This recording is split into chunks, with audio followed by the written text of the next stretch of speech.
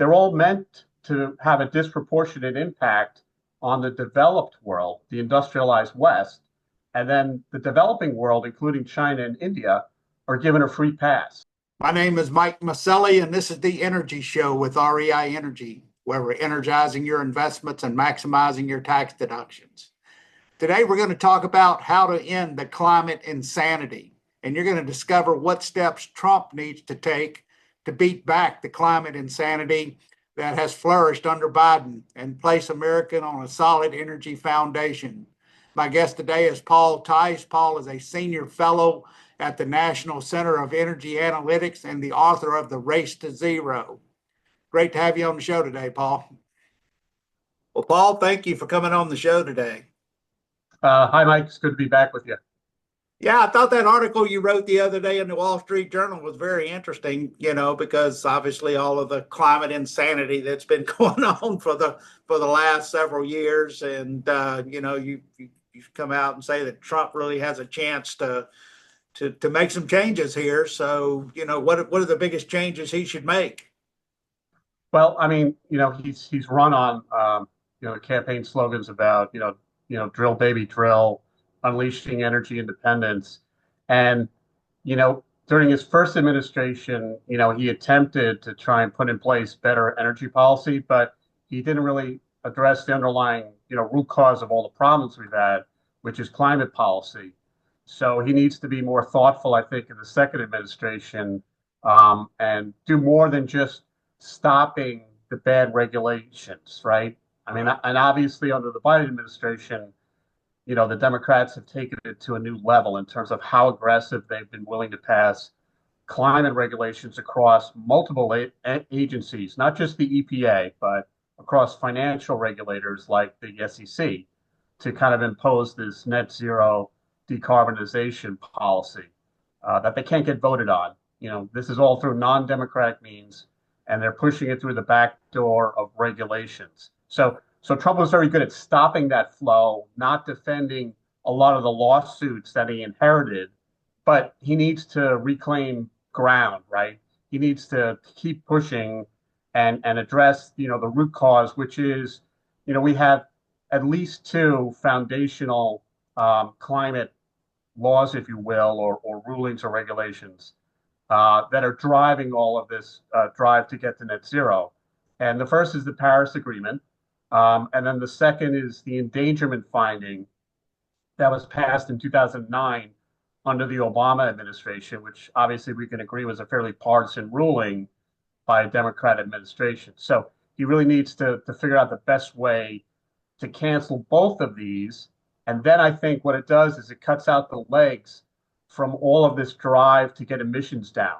There really is no regulatory mandate for anyone to keep on pushing with that. So, I think it could be the silver bullet, to finally kill the werewolf here around all of this bad, climate policy driving bad energy policy.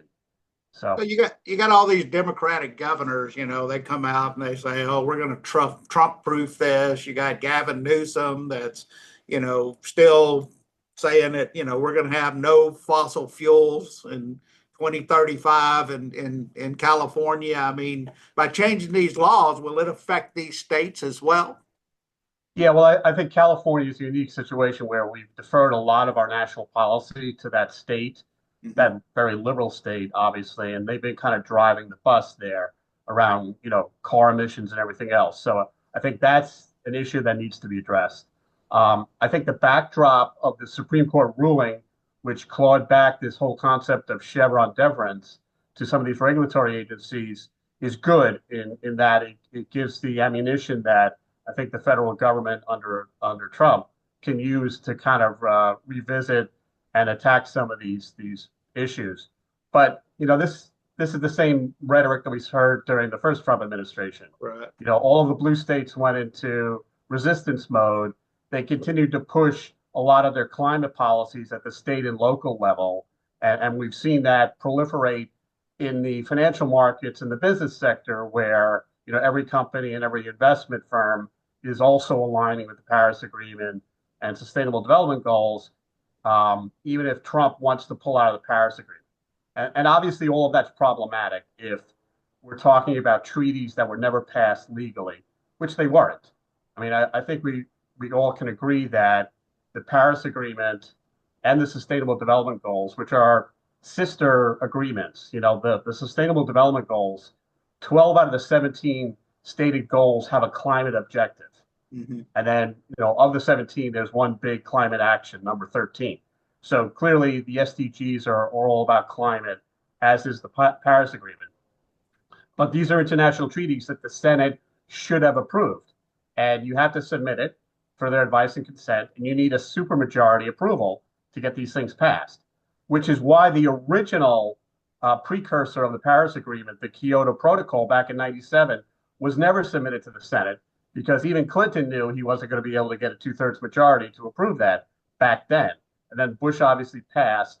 The only reason why we're nominally part of the Paris Agreement is because the Obama administration passed it by executive order. Then Trump foolishly rescinded it by executive order. And surprisingly, he stayed within it for 4 years because there were apparently these rules that you couldn't exit right away, which again, I think was written by design to get around the ballot box in a lot of these countries. And then Biden, obviously, just by executive order, we went back in. So we need to stop this unconstitutional back and forth, submit it to the Senate. We have a majority of Republicans right now. I would like to think that we can vote that down, but it will be interesting to see if all the Republicans, have the backbone to actually do that. But if we get out of the Paris Agreement, there's no longer this push to get emissions down in the U.S. because of some sort of global initiative. So I think that's key. Yeah, when you have these bad actors like, John Kerry, in the last Trump administration, I mean, he's running around the world talking behind the government's back to all these third world countries. And then, of course, there's no telling what he has committed to U.S. to. I mean, because basically there was no oversight in Congress over what he was doing. And then, of course, I don't think he ever supplied any of the information. So hopefully a lot of that stuff will go away that these elitists have tried to push on the U.S.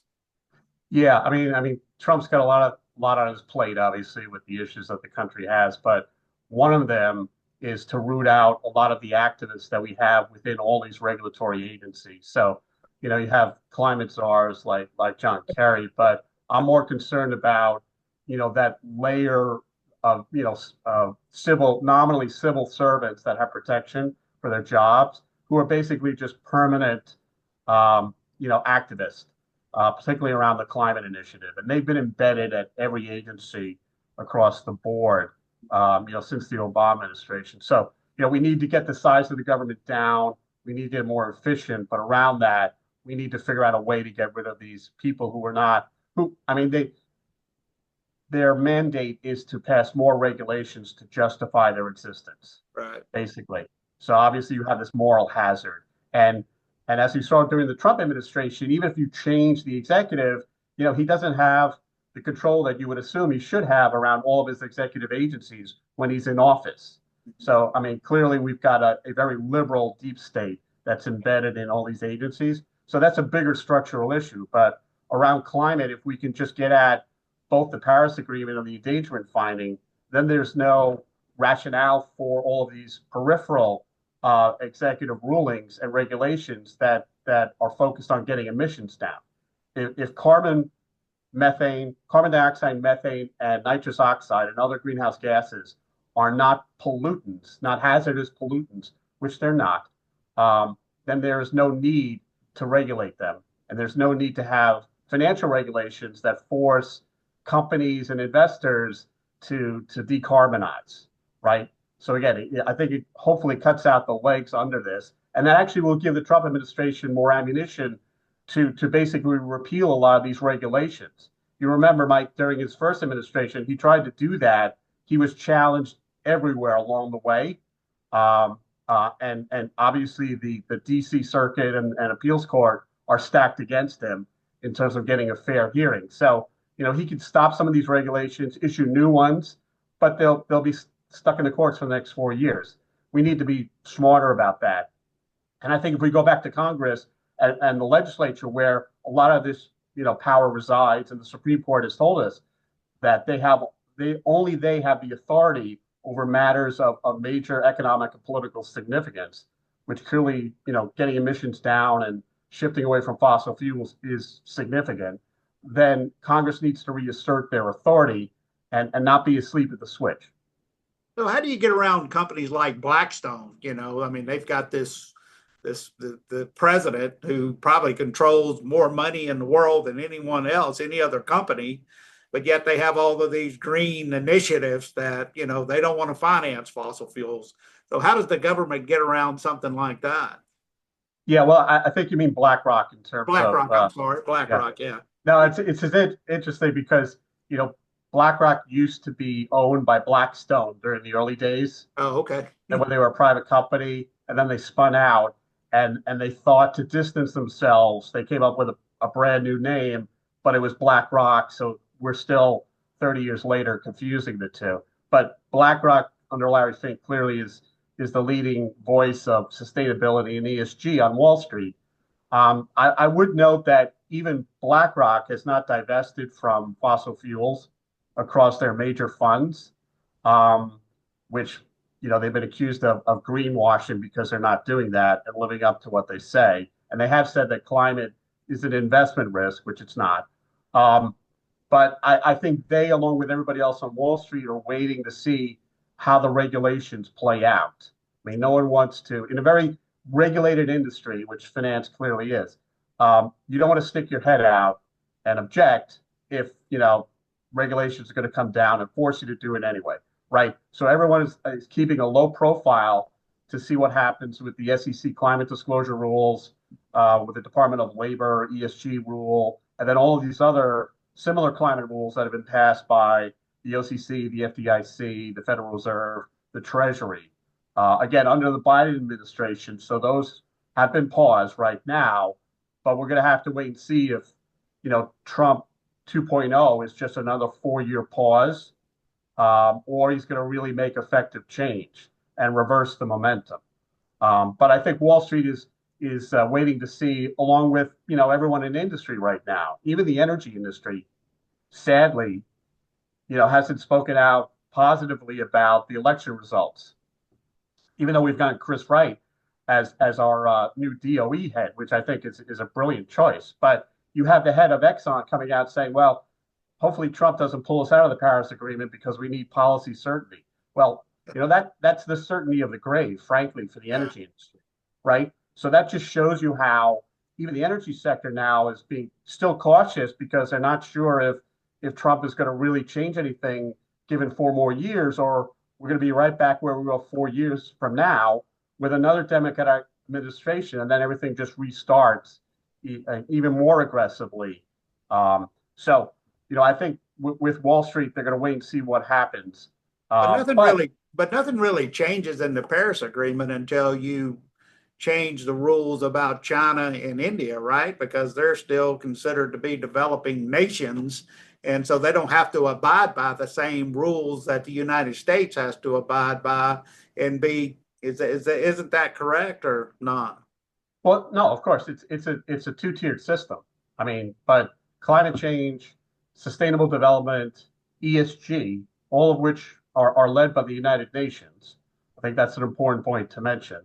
Um, they're all meant to have a disproportionate impact on the developed world, the industrialized West, and then the developing world, including China and India, are given a free pass. Yeah. So they're all three wealth transfer exercises.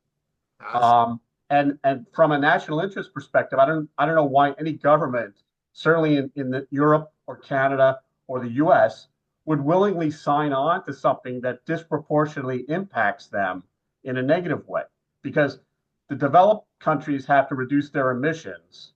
China and India and the rest of the third world don't because of an arbitrary issue of fairness, right? And justice, which is just a contrivance to justify why they're not complying. They're still using fossil fuels to drive their economic development, which they should. But we can't lower living standards, make people poorer, increase mortality rates in this country and the developed world just because of some, crazy scheme that it's going to, fix all the issues of economic development and justice in the world. It won't. So that's just another reason not to sign into this agreement. No, I agree with you. It's so. How do you think Trump can rein in this Clean Air Act? Yeah, well, I think he needs Congress to help them. He needs to get something in the way of legislation. As I said in the piece, I think it needs to come through a reconciliation type bill that's immune to a filibuster. He's obviously focused on extending the tax cuts, so it could be embedded in that. And I think it's just a simple proviso that basically reasserts the authority of Congress over the list of Clean Air Act hazardous pollutants. I mean, the Clean Air Act was passed back in 1970. I think one vote no. The entire Congress was on board, right? We used to all agree on what clean air and clean water meant, right? And then the Congress got two more shots to amend the Clean Air Act over 20 years. They did it in 77, they did it in 1990, right? And in 1990, climate change was, picking up, right? And the UN was starting the IPCC, the United Nations framework on climate change. So that was in the news, and still the Congress in this country opted not to list greenhouse gases as a hazardous air pollutant as late as 1990. So the only reason why now we're talking about carbon pollution and regulating carbon dioxide is because progressives, led by blue states like Massachusetts, went to the Supreme Court, got a 5-4 split liberal ruling there, and that forced or allowed the EPA to start regulating greenhouse gases, right? And that was in 2007 with Massachusetts versus EPA. The Bush EPA during its last year, didn't do anything, right? So they weren't compelled to issue a ruling. The Supreme Court just said that they could. So what happens as soon as we get a Democratic administration? They come out with an endangerment finding. So I think with the rulings that we've got in West Virginia versus EPA and Loper Bright around Chevron deference, clearly Congress has the ability and the authority around certain matters, and that would include energy policy and emissions levels. So just a simple proviso that declares that greenhouse gases are not hazardous air pollutants to be regulated by the EPA. Right. And then, frankly, just jam that through. Right. I mean, well, I think that's one of your biggest issues. I mean, you got all these agencies that, they've kind of just taken control of a lot of things in the U.S. I mean, I just bought a new truck this week, and, I've had it, my other truck, now they've got all these emission standards on it. They've gone from a V8 to a straight line 6 engine. And then of course the cost of the truck goes up because obviously they have to meet all these emission standards now, and it just continues to be a never-ending wheel, right? Yeah, no, I mean they've taken a lot of these, so-called emissions pollutant standards down to near zero, right? Right. I mean, we're taking out basically every trace of sulfur, in our gasoline, right? And they're very tough in terms of compliance. But I think we need to attack the whole concept of carbon emissions because that will shut down the entire economy, right? Yeah. That will preclude you from buying the same truck in a few years because they're going to force the automakers to disproportionately make EVs, right? So the only way that they can achieve the EPA standards that were passed earlier this year under Biden in terms of percentage of EVs is that they sell less gas-powered trucks and cars, right? And we're already seeing that in California. California passed this mandate about, electric trucks, right? Heavy-duty trucks to deliver goods. And you're seeing that, unless someone comes in and buys an EV truck, which they're not incented to do, they can't sell a gas-powered truck, right? Yeah, it's just ridiculous. So it's this whole concept of carbon emissions and carbon pollution that we need to address first and foremost. And then maybe, over time, we have to see exactly, address with better personnel in a lot of these agencies. we can again get at the whole issue of overregulation, and on the environmental side, getting to like a zero standard, which again doesn't move the needle when it comes to real health issues. Now, can Trump do away with all these carbon credit rules and stuff like that as well? Well, again, if he can make if he could remove climate as an emergency and carbon as a pollutant, Yeah. I think it undercuts a lot of the arguments for this. If he gets done, these two action items that I talked about in the piece, I think ESG basically kind of blows away because if you don't have climate change as its organizing principle, it's just a series of progressive policy desires, right? That the left has been telling us needs to be part of our investing regimen and part of our corporate strategy, but they're not. They're not financial factors. It's subjectively moral. They're actually negative for fundamental credit quality because there's a cost attached with implementing this crazy scheme. But without climate change to hold it all together, I think it scatters through the four winds. And I think a lot of these crazy systems of trading systems, if you will, carbon credits, paying third world countries not to cut down trees. Yeah. I mean, we're doing that in this country. I mean, Oh, to I show know. you how perverse this whole system is, we have shut down coal effectively in Central Appalachia over the last 20 years, right? Which we shouldn't forget, right? The oil and gas industry has kind of looked the other way, but we're not producing, and coal is in runoff in the U.S. still at this point, and it's unclear whether we can reverse that. But in the same part of the country, they're now allowing buyers to come in, buy up all of the timberland, and then they generate carbon credits by not cutting down those trees in Kentucky and West Virginia. Yeah, I had somebody contact me a couple of weeks ago where I live, and of course they wanted to come in and fence off the creeks and then plant trees on them and then sell the carbon credits to these big companies. But then of course you got to give them a right of way, as far as that. So yeah, and then of course you have to fence them off. It's just crazy what Well, people are doing. you're paying people for non-economic activity, Yeah. right? I mean, and you're also killing like the logging industry, right? Because obviously you need people to cut down trees. You're also going to lead to inflation around new home construction, right? Yeah. If we're constraining the supply of timber, so it's this very perverse system, and just calling it a trading system doesn't make it real. It's really so. Hopefully, if we can just get out this whole climate rationale, it will expose some of the folly of those. At least it won't have the government behind it. And I think without the government pushing everything, either through subsidies or other forms of support or forced demand, a lot of this stuff will go away because it doesn't stand alone on its own economic legs. Yeah. Oh, yeah, you're right. So, Paul, can you tell us a little bit about your book, The Race to Zero? Sure. So I wrote that, came out earlier this year. I wrote it from the perspective of someone who's worked on Wall Street for my entire career. I spent 40 years, um, and retired from that job in 2022. But I thought it was important to write the book and articulate, a divergent view around ESG because no one who works in the industry is allowed to say that. It's a very coercive system. Cancel culture is a real thing, even on Wall Street.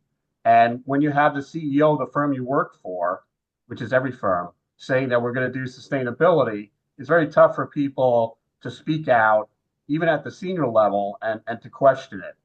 And so, in order for me to write the book, I actually had to leave my last day job, which tells you something about how crazy the system is because Wall Street and the financial markets only work if you have a difference of opinion, so you can have two-sided markets. But ESG is this completely new phenomena that they tell you is an investment strategy where you can't disagree. You cannot have a divergent opinion about climate change and cutting emissions. So I thought it was important to get that insider view out and also to refocus the discussion away from a lot of these, DEI, justice issues, and more on climate change. Because I do think, as I mentioned, that's the core objective of ESG. ESG is the funding mechanism for, the green energy movement, right? We're going to drive capital away from fossil fuels. We're going to drive even more capital to clean energy solutions. And I think people really need to focus on that. Certainly, the energy sector needs to focus on it. It's obvious to me what the end goal is here. I think for a lot of energy companies, they probably know, but they're still too afraid to speak out about it, even though that, eventually the industry will be gone. And I think it's cynical for a lot of the energy companies, even the majors like Chevron and Exxon, to think that they'll be the last man standing through all this. Right. Along the way, we're losing a lot of private and small companies because it's already starting to bite in terms of capital constraints on that part of the industry. And, depending on the next 4 years, I'm very hopeful. But, Europe is still going to go down the same path, and we're going to have to see about how that spills over on the U.S. market. Well, I certainly appreciate you coming on today. And can you tell our listeners how to follow you? Well, you can see the stuff I write on LinkedIn as well as Twitter. I'm a senior fellow at the National Center for Energy Analytics, which is an energy think tank. So you can check out our website there for some of the research that we publish. All right. Well, thank you very much, Paul. I'd love to have you back again. Maybe we can talk a little bit about how things have changed here. I'm sure there's going to be a lot to talk about. This podcast is a presentation of Rich Dad Media Network.